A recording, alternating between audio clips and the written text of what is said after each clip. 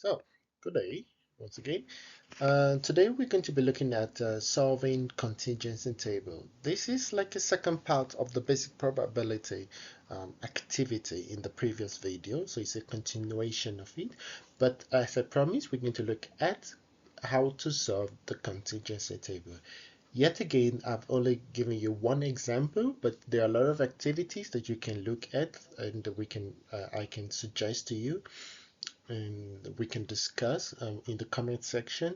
But we're going to just try to solve this sample of a contingency table by looking at this table. So in this table, we have a sector. So we have the mining, the financial sector, the service, and the retail sector. And we have different company sizes. We have the small, medium, and large.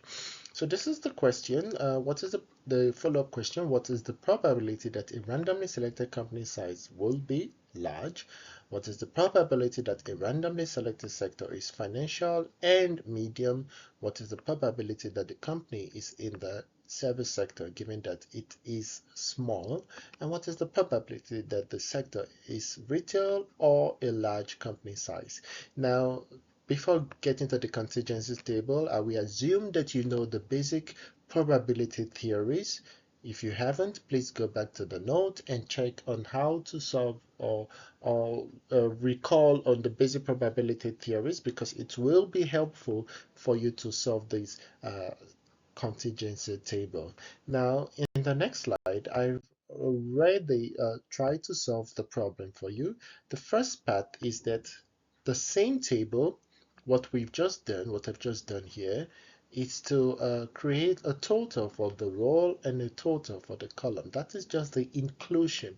So for instance, if you see the mining, so it is the 3 for the small, medium is 8 plus 30, and that will give you complete roll of 41 for the mining sector.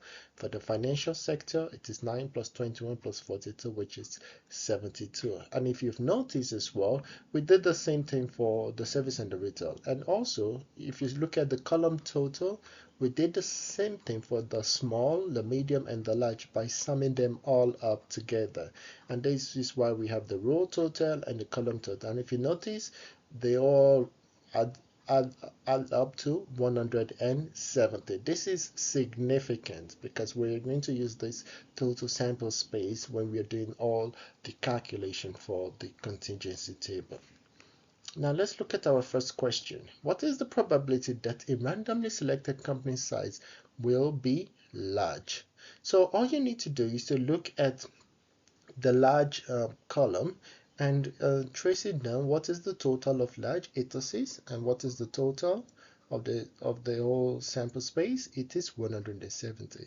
So probability that you're going to randomly select a company size that is large is simply 86 out of 170. The next question, what is the probability that a randomly selected sector is financial and medium size?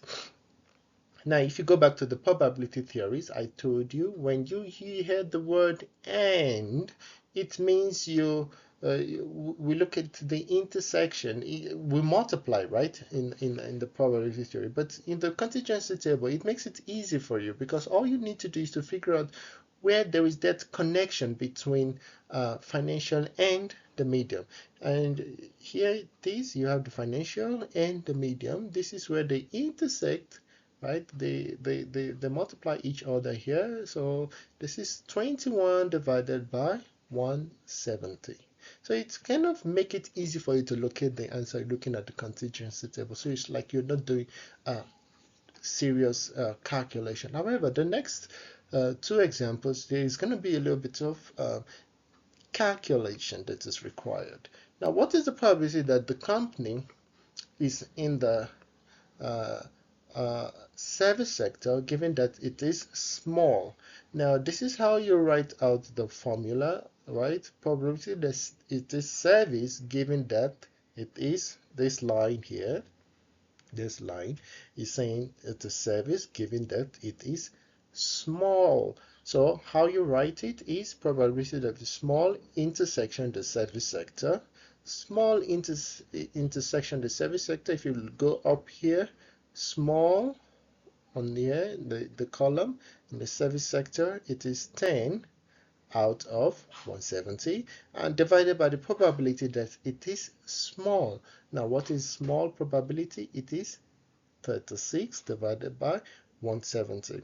Now, don't forget, we are simply dividing 10 divided by 170 divided by 36 over 170. Now, if you do that, you cross multiply, it's going to give you 10 over 36, and that's how you get this value of 0.2777 approximately.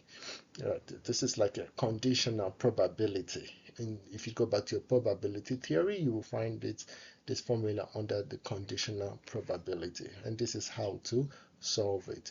Then the last one is what is the probability that the sector is retail or large company size? Now here you have to take cognizance of the intersection, right?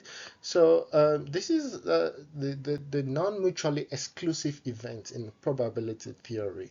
So probability that it is retail, if you look at your retail side, it is 33 on retail. Okay, you trace it to the end.